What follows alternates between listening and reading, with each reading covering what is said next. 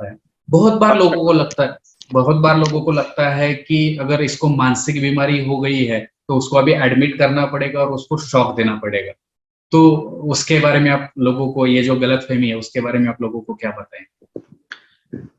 Shock देना मतलब लोगों को, पेशेंट को शॉक देना मतलब घर वालों को शॉक लगता है, ऐसा है कि हम अगर शॉक की बात करते हैं तो घर वाले शॉक में चले जाते हैं। हमेशा याद रखिए कि शॉक ट्रीटमेंट मतलब कोई नॉर्मल जैसा शॉक लगता है किसी को, जैसे कि लाइट बोर्ड को हाथ लगाया या कहाँ पे चालू फैन को हाथ लगाया और शॉक लग गया, ऐसा कुछ शॉक वो नहीं रहता है। काफी बार उन्होंने कुछ टीवी में, काफी मीडिया में कहाँ पे देखा रहता है या किसी से कुछ सुना रहता है, और वो सोच के वो उनको लगता है कि नहीं नहीं, अरे शॉक मतलब तो बहुत भयानक चीज है।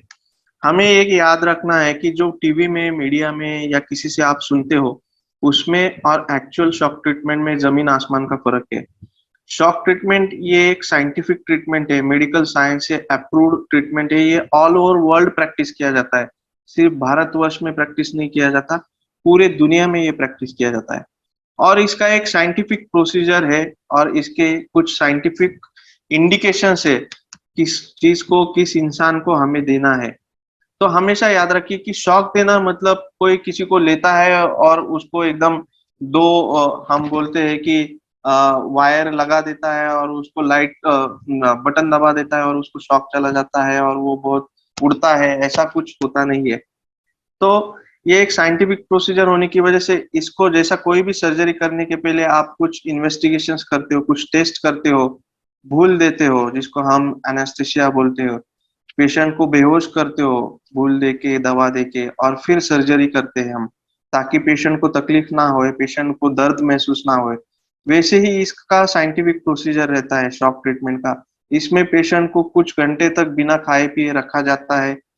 उसको हम लोग अच्छे से पहला टेस्ट करके, सब टेस्ट अगर अच्छा है उसको भूल दे सकते हैं, ऐसा अगर कंडीशन है तो उसको भूल दे के फिर एक मशीन रहता है जिससे हम ये शॉक डिलीवर करते हैं।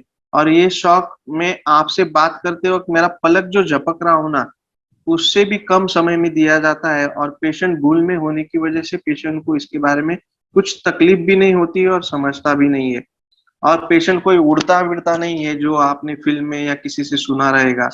तो ये हमेशा याद रखना है। और ये ट्रीटमेंट इतना इफेक्टिव और सेफ है, अगर मैं सिंपल लैंग्वेज में बोलूं तो ये ट्रीटमेंट में आप अगर बोलोगे कि 10 लाख, 20 लाख, 30 लाख लोगों में एक आधे इंसान को कुछ तकलीफ हो सकती है, इतना ये सेफ है।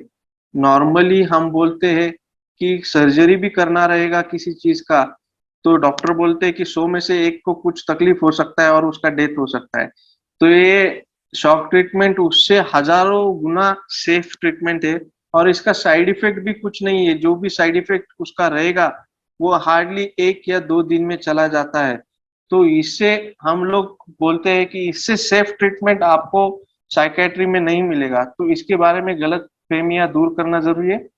ये शॉक ट्रीटमेंट हर कोई पेशेंट को नहीं देते, जिसको जरूरी है डॉक्टर को, अगर उसके लक्षण ऐसे दिख रहे हैं कि इसको दूसरे किसी चीज से फर्क नहीं पड़ेगा, यही देना पड़ेगा, तो ही डॉक्टर इसको इंडिकेट करते हैं और आपको उसके बारे में समझाते हैं।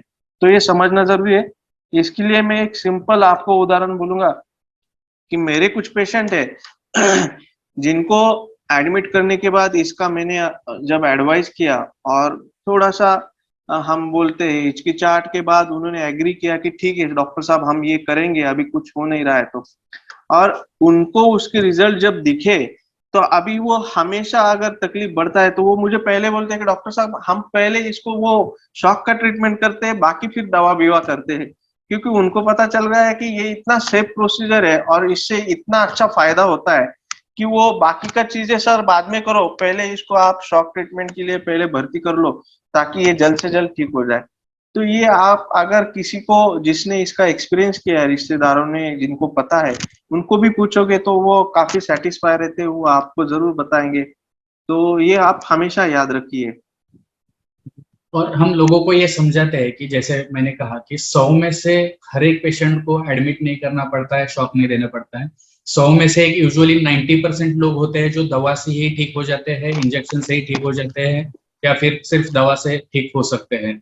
उसमें से 10% लोग हो सकते हैं या फिर 10 पेशेंट हो सकते हैं जिनको एडमिशन की जरूरत पड़ सकती है, भर्ती करने की जरूरत होती है।